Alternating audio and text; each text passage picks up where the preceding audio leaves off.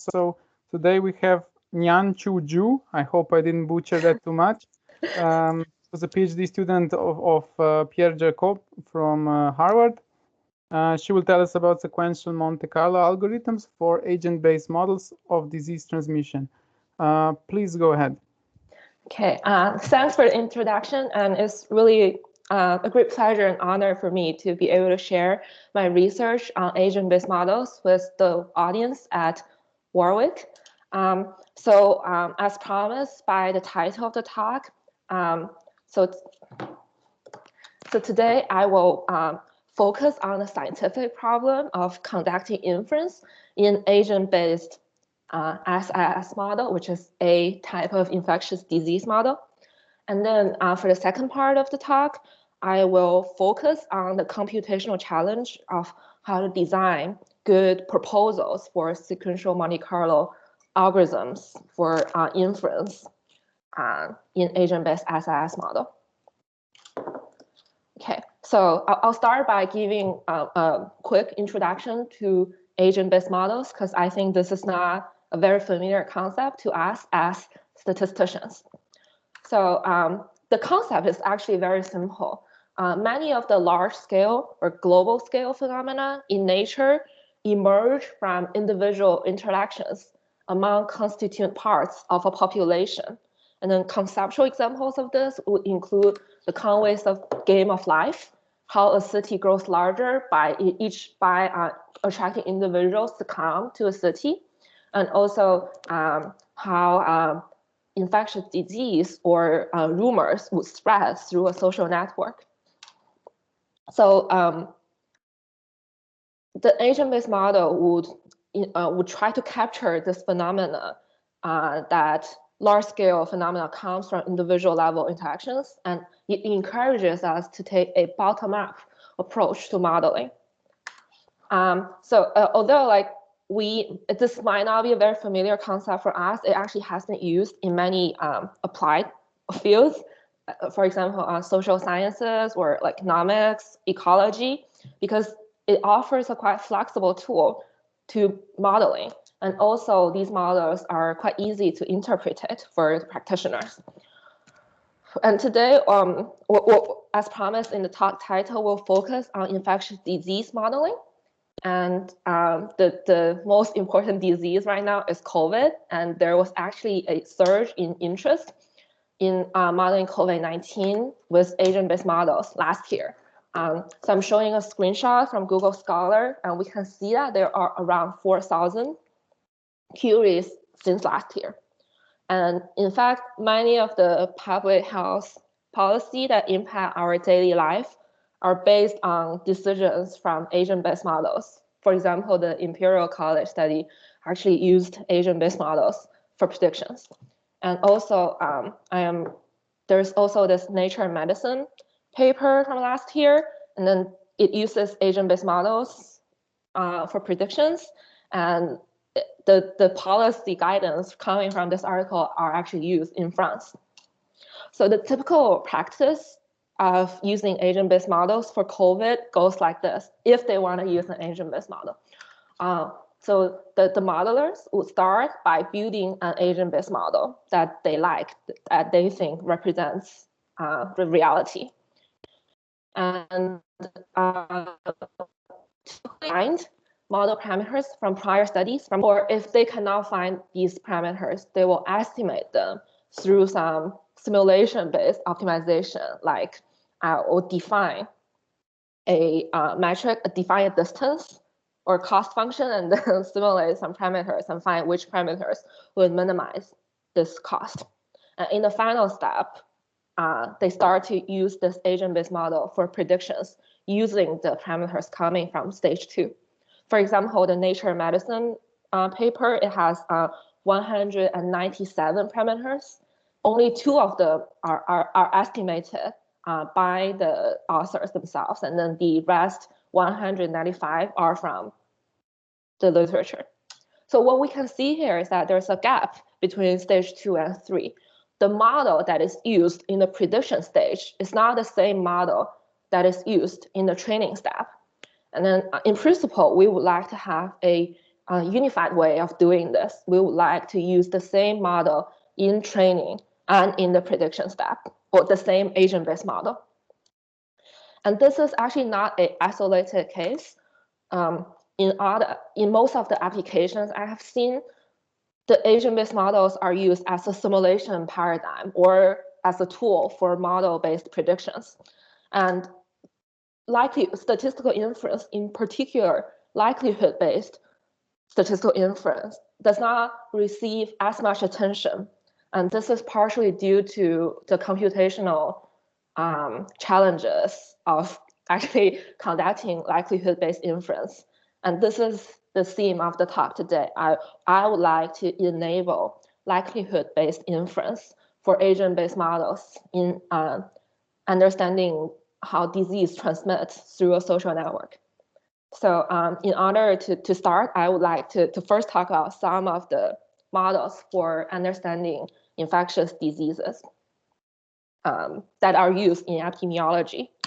So a typical model would fall into the category of compartmental models, where each person in a population is given a label. For example, susceptible, infected, recover, and there can be more labels or more compartments. And a person will start in the susceptible stage, in the S stage, and it will get infected upon contact with a infectious neighbor. And then it will transit from state S to state I with some rate, lambda. And then once a person falls ill, this person can recover with some rate, gamma. And then depending on the disease itself, this person can fall back to the S stage, or it can enter the new stage, R, if this person can develop some immunity to the pathogen.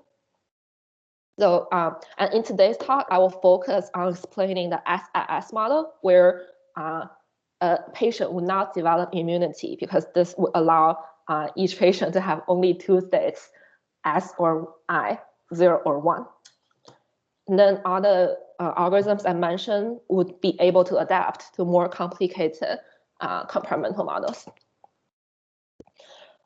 So I think once I introduce the concept of SIS or SIR model, the first thing that might come to your mind is these kind of SIS curves, or this kind of equation-based models, where once we know the initial states, S0 and I0, and we know the parameters lambda and gamma, we will be able to fully characterize the entire disease progression by this kind of equations. And then we can also plot a so-called SIS curve, and we see that the infection count reaches some kind of equilibrium.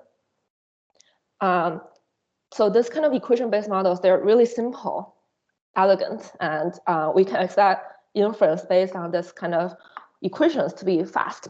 But they are unfortunately based on some unrealistic assumptions. For example, in order to derive this equation-based models, we need that the network, the underlying social network, is fully connected, which means everyone knows everyone. And also in the population. And also we will need to assume that all the agents, they are homogeneous to each other. They are the same with one another from a infection perspective. This is also quite unrealistic, because so a typical social network is usually not a fully connected network. It usually is usually a lot more sparse, and it exhibits some of what we would call a small world phenomena. So we would like the model to be able to incorporate some knowledge about the underlying social network. And also, last year with my collaborators from Cambridge University, we published a paper on Annals of Applied Statistics, where we studied the epidemic growth and the incubation period of COVID-19. And we were able to show evidence for some gender-specific and age-specific differences in the distribution of incubation periods of COVID-19. So agents or people are really not the same from an infectious disease perspective. So, and these two observations really motivates us to use agent-based models to understand an infectious disease, because they will allow us to have more realistic assumptions on both the network structure and agent heterogeneity. And also, if we have some prior individual level information about the population, we should be able to take that into account by agent-based models. And also, finally, from a policy perspective, using agent-based models, having agent heterogeneity allows us to make policies on the individual level. For example, suggesting people above a certain age or people with a certain pre-existing condition to quarantine longer or to be extra careful.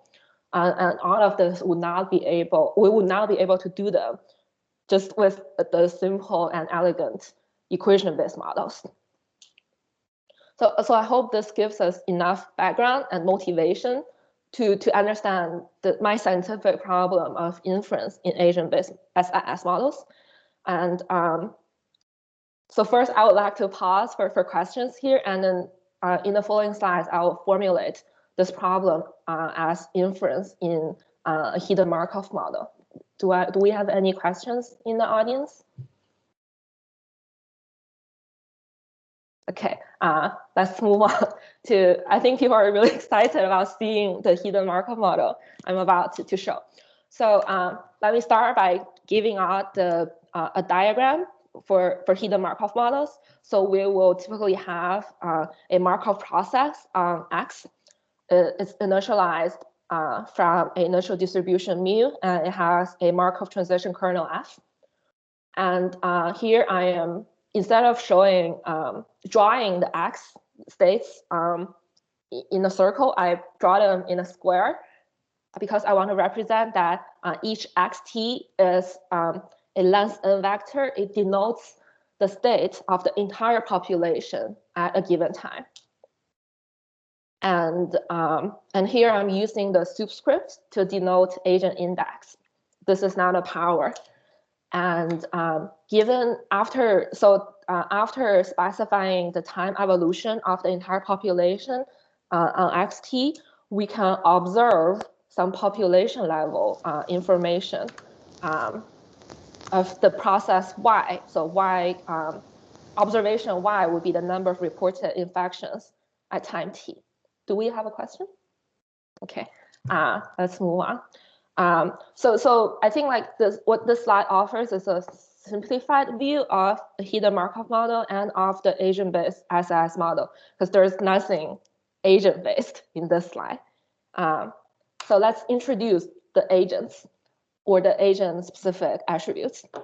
So I will use xtn to denote the state of agent n at time t, and it can be 0 or 1, depending on if this agent n is susceptible or infected at the time t.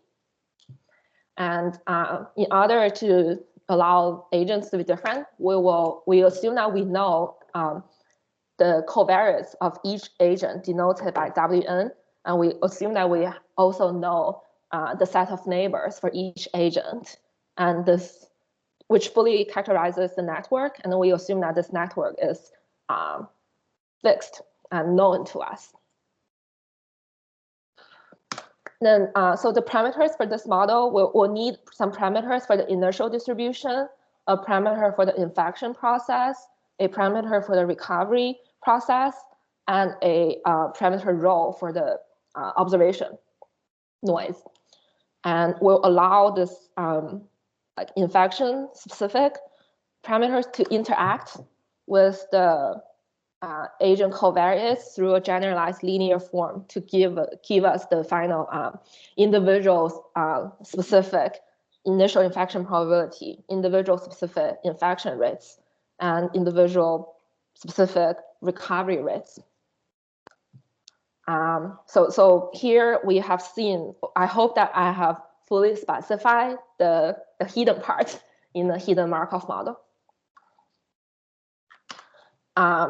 Then, so what happens is that, once we introduce the agent-specific information into this model, we can start to draw all the states, xtn, in circles, and the diagram instantly gets more complicated.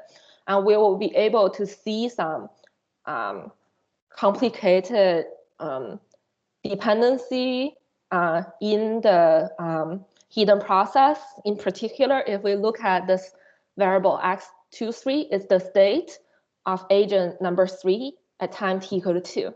And it will actually depend on the entire vector x1, because it can either recover from infection or get infected through interactions with its neighbors.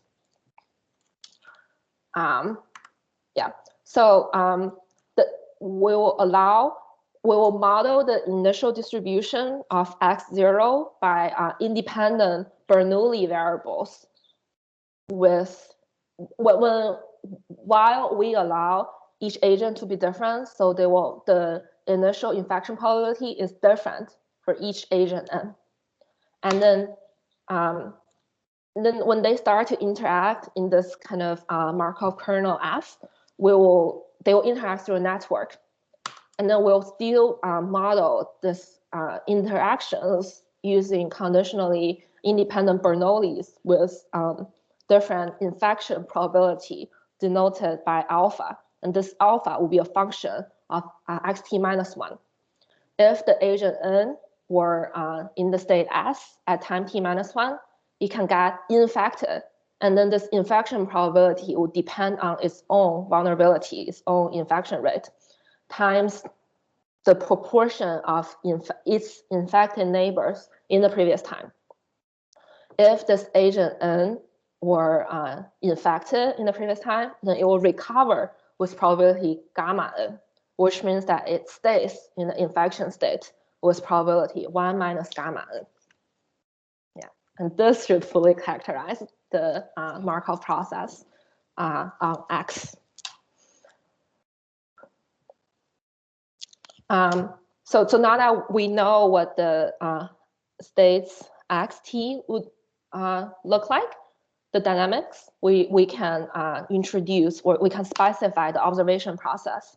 And in our manuscript, we focus on the setting where we only have some population level observations. And we assume that we observe a proportion of the total number of infections. And we decide to denote the total number of infections by this function I of xt. And then our observation y follows a binomial distribution where the size is the infection counts and the probability, the reporting rate is rho. And I would like to point out that what's interesting is that this variable I of xt, it is a summary statistics of xt. And it is also a sufficient statistics for the observation model of G. So it kind of serves as a bridge between the Markov process and the observation sequence that we'll see. So now that we have a model, we have a generative model, we can simulate from it. And our observations would typically look like this, like a noisy version of something that eventually reaches the equilibrium. And all the counts are discrete. So in order to do inference, well, depending on if we're coming from the frequentist school or the Bayesian school, we will be interested in either the maximum likelihood estimator, or be interested in the posterior distribution of theta after ascribing a prior to it. But either way, we need to have a good understanding of the marginal likelihood function.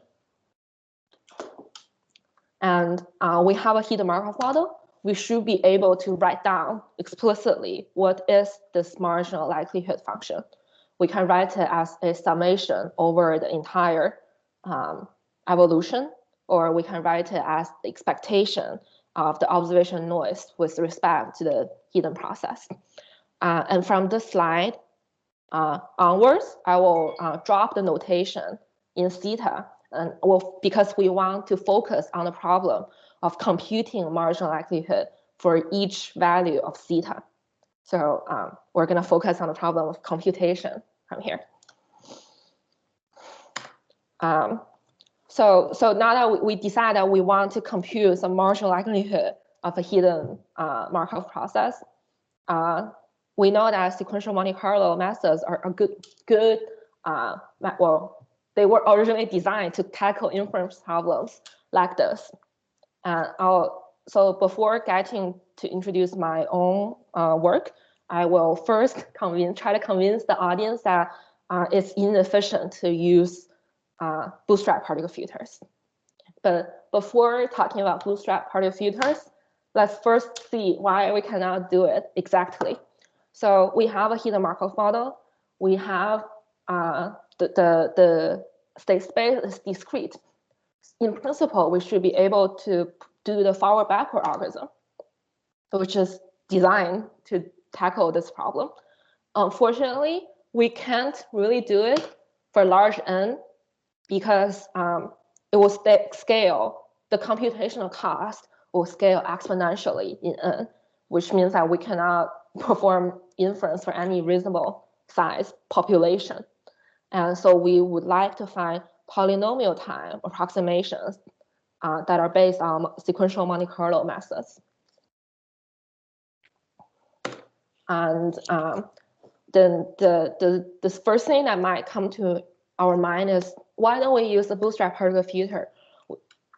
We can always propose from the process given by mu and f, and then at each time, in each step, we can weight our particles based on the observation noise, and we can also resample the particles in the Bootstrap particle filter. As you might expect, we are going to have the curse of dimensionality coming in because we'll need many particles in order to have a small variance of p hat. And I think what's more important in this problem is that usually if we use a Bootstrap particle filter, the marginal likelihood estimator will collapse to 0. By this, I mean that at some time t, the weight w would be 0 for all the particles we try. And this, because we have a discrete problem, and for the specific observation noise, we consider this can happen. Because our observation process G, it has binomial density. And then because we have a binomial density, in order for the weight to be non-zero, we need that our observation yt must be smaller than the size I of xt. If we are not very careful with the design of the proposal distribution, we run into this problem of 0 weights quite often. So we're like, the Bootstrap particle filter would collapse a lot. Can we design a particle filter that is smart, that takes into account the specific structure of this model so that it never collapses? And so that's the motivation behind first looking at a auxiliary particle filter. We would like to, in principle, we would like to improve upon a Bootstrap particle filter, which has 3 key components. We would like to sample from the proposal distribution to be able to compute the weights of each particle and have a resampling scheme. And so in our manuscript, instead of trying to improve the resampling scheme, we opt to design good proposal distributions that can help us to improve the performance of the particle filters. And to give away the intuition, if we understand the Bootstrap particle filter as a particle filter that proposes from this transition kernel F, it's kind of a particle filter that knows the past information coming from xt minus 1. And an auxiliary particle filter, which we'll see in a few slides, it will know the past and the present in the proposal step. And finally, our second sequential Monte Carlo method that we introduced in the paper, it will know the past the present and the future, and thus it can be quite powerful as a sequential Monte Carlo method. And we can also expect that when we take into account more information in the design, we can have better performance, and we'll see some numerical experiments based on effective sample size of the particles. And so when we get more information, we can expect to have better performance, but there's no free lunch. And we must be paying a price. And then I hope that we can find out what is the cost, what is the extra cost that we're paying together in this talk. Okay, so let me start with a review on auxiliary particle filters. I know there has been work on APF from this department, and I'll really appreciate some questions or discussions after the talk. So a fully adapted auxiliary particle filter would say that we would propose from this proposal, which can be decomposed into two parts, the present and the past. And then the weight function would be, so the weight of xt would be this one-step look-ahead marginal likelihood. It turns out that to be able to implement this proposal and to be able to compute this weight is quite non-trivial. And so the solution that we came up with is to introduce a auxiliary variable I to really make it an auxiliary particle filter. So this auxiliary variable I that we decide to introduce is our friend. This is the variable that shows up in the observation process. It is a summary of X and the sufficient statistics for Y. And let's see why this is a smart choice for an auxiliary variable by first looking at how it helps us to compute the weights. So we know that the weight is a one-step look-ahead marginal likelihood, and we can write it as a marginalization over the entire vector, well, entire space for the vector xt plus 1. So this is a enumeration over 2 to the n entries. But if we introduce this auxiliary variable I of xt, we'll be able to write it as a summation over from 0 to n. So that's n plus 1 terms, provided that we also know how to compute this part, this density in blue. But so this is really the auxiliary variable works like a magical wand.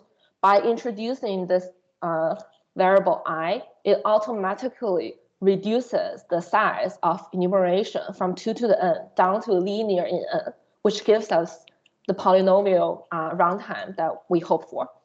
So we just need to know what is the density function of I of xt plus 1 given xt. So what is this distribution? As a short review, what we know so far is that I of xt is a summation, it's the sum of all the entries in xt plus 1. And we also know that each entry in xt plus 1 follows a Bernoulli distribution. It's just with different probability of success. So what is the distribution of the sum of n independent Bernoullis? Turns out that distribution has a name, even though the success probabilities are different. It's called a Poisson binomial distribution, because if all the success probabilities are the same, then we have a binomial distribution. But this distribution shares some of the nice characteristics of a Poisson distribution, so it's given the name Poisson binomial. We would be able to compute the entire Poisson binomial probability mass function, the entire function for all the values of I in other n squared steps using dynamic programming. And what this means that in our summation over I of xt plus 1, the entire summation, the entire marginalization would complete in other n squared steps. So we can compute the weight of a auxiliary particle filter in other n squared steps. And we just need to figure out how to sample from the proposal. And what's so nice is that this auxiliary variable I is also very helpful for us in the proposal step, because it allows us to decompose this proposal distribution into 2 steps. We are always going to condition on xt minus 1. And then in the first step, we are going to sample it given yt. And then in the second step, we will sample xt given it. So this auxiliary variable allows us to really do like a 2-step decomposition into the proposal. And then once since we know how to compute the densities for I, the first part, the sampling it given yt, we can compute it in other n² steps. So the challenge is in the second part, sampling xt given it. Of course, we can write down the density, but to simplify the problem a little bit, what we have here is n independent Bernoulli distributions with different success probability. And we know that these vector, length n vector, binary length n vector must sum to a fixed sum I.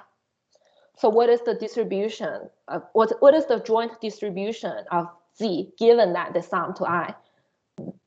This distribution has a name, it's called the Conditional Bernoulli distribution.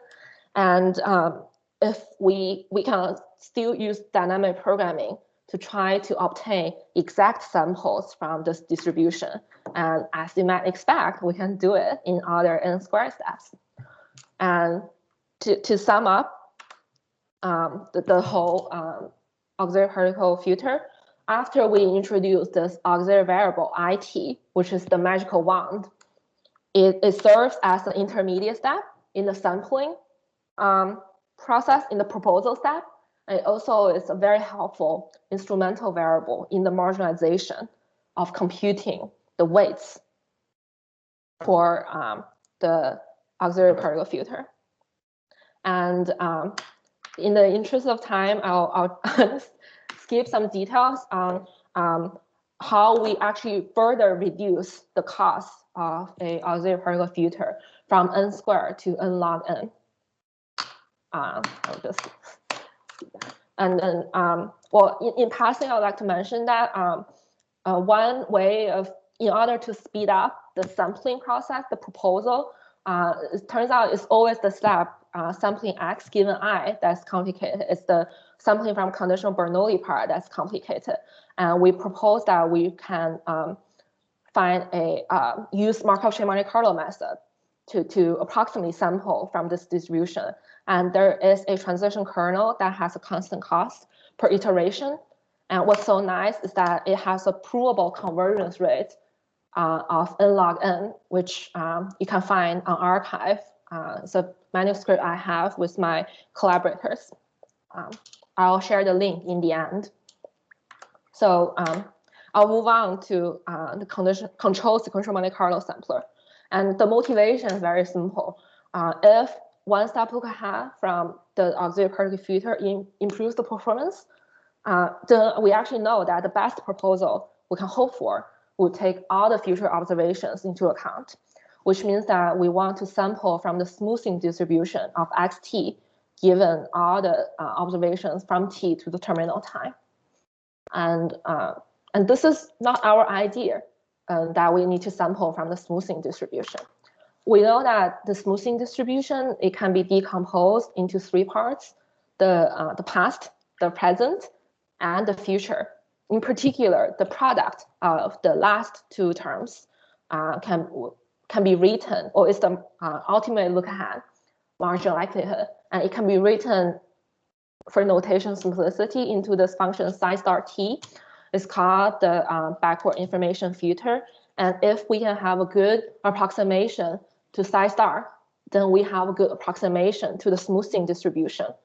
And ideas like this have been explored in the literature, including some work from Warwick.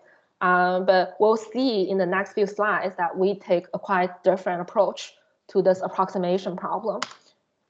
We'll construct an approximate proposal Q based on an approximation psi t of the backward information filter psi star. And then the trick here is that we introduce this auxiliary variable I that makes everything easier for us. So about the backward information filter is written, or we decide to denote it as psi star t, and it has a recursive definition because there's a marginalization or like a conditional expectation that we decide to write in terms of a convolution. So in the end, if we know the entire function at psi star t plus 1, we would know psi star t, and then we can continue this recursion backwards. If this backward information filter is what we want to approximate, and it has a recursive definition, then we should try to have a recursive approximation. And like I said, I would like to introduce auxiliary variable, which is the magical 1. So the analogy here is that we introduce this magical 1 and apply it backwards in time. And our goal is to approximate this conditional expectation. It's an expectation of psi star with respect to the kernel f. So our conditional expectation is induced by this underlying kernel f, which is induced by this is the conditional independent Bernoulli's. So this kernel f is induced by the vector of probability alpha. So if we can have an approximation alpha bar to alpha, then it will induce a f bar, which induces a approximate conditional expectation. So what approximation can we use for alpha? We can try a plugin estimator. So by plugin estimator, I mean that whenever in alpha I see some agent-specific parameter, I'm going to replace it by the population average. And also we'll replace the population, we'll replace the proportion of infected neighbors of an agent by the global proportion of infections. So hence this is the I of xt divided by n. What's so nice about this approximation alpha bar is that after exchanging the indices, alpha bar is in fact a function of I only, because we can see that it only depends on I, just like y only depends on I. So the entire the kernel that's induced from alpha bar is a function of it, and the conditional expectation that's induced is also a function of it only, which means that we can continue the recursion on the it space, which offers this reduction in cost from 2 to the n to linear in n. So once we have this alpha bar just automatically induces a approximation of psi t as a function of it. And we can start this recursion at the terminal time if the binomial density is actually exact at the terminal time. And then we just need to know the alpha bar in order to be able to compute the conditional expectation quite quickly. And this whole backward approximation of the backward information filter would take us n cubed times t number of steps, and it has a storage that is linear in n. And once we have done this kind of pre-computation cost to have a understanding of the backward information filter, the subsequent sampling steps within the sequential Monte Carlo samplers takes very similar steps to the auxiliary particle filter and order n squared. So how am I doing on time? I'm skipping the technical details, but if there's interest, we can come back to it after the talk. So to give some high-level summary, so in this paper, we consider 3 different proposals for the sequential Monte Carlo sampler. And we can see that a more complicated proposal takes in more information from the observation. It requires more careful design. And then we can see that it has a better performance, and the price that we're paying is this extra pre-computation cost, and this cost of n squared times t times number of particles within the particle filters.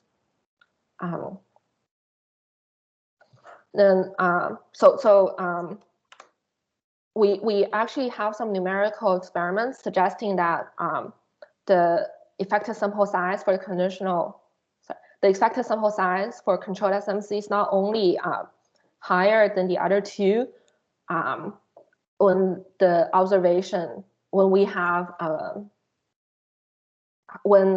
evaluate the likelihood from the data generating parameter.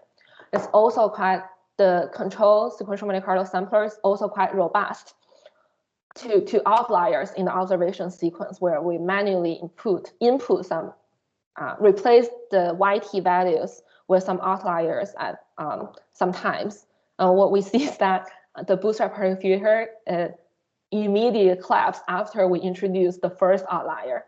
The auxiliary particle filter is able to bounce back, and then the control sequential Monte Carlo sampler appears to be quite robust to this outlier. And we also offer some analysis of the runtime and the variance of the log likelihood. First, at the data generating parameter. When we evaluate everything at the data generating parameter, things are quite nice. What we see is that first controlled SMC, or both controlled SMC and auxiliary particle filter, they would enter the asymptotic in P stage very fast, much faster compared with the Bootstrap particle filter. And it has comparable runtime between the latter two samplers. At the data generating parameter theta star, denoted by theta star, we actually can achieve a pretty good variance if we manage to have the storage for a lot of particles. What's not so nice is that when we try to change the parameters to a slightly different set, here I only change 2 parameters out of 7, the Bootstrap particle filter designed to collapse for all the number of particles that I try. And then controlled SMC and APF, they're both would not suffer from slight change in the parameter value I try. And then the runtime is, of course, very comparable. And then now that we decided that we are going to try to use control sequential Monte Carlo as the choice to compute the marginal likelihood, we can start to for the first time, look at what the marginal likelihood would look like. Here I'm plotting a heat map of the estimated log likelihood as a function of the lambda parameters, beta lambdas. What we see is that it takes a quite funny shape, and you can expect that when we put everything in the particle Markov Monte Carlo method, we're gonna have some mixing issues when it takes such a funny shape or complicated structure. What's interesting here is that when I increase the length of the observation sequence, I can see that the red dot, the maximum likelihood estimator, it converges to the black dot, the data generating parameter. So we might be able to expect some kind of estimation parameter consistency in theta, in estimating theta. And we can see like the even funnier shape, even more complicated shape when we try to evaluate to try to approximate the marginal likelihood at to different other parameters. And we can still see the expected convergence consistency, estimation consistency.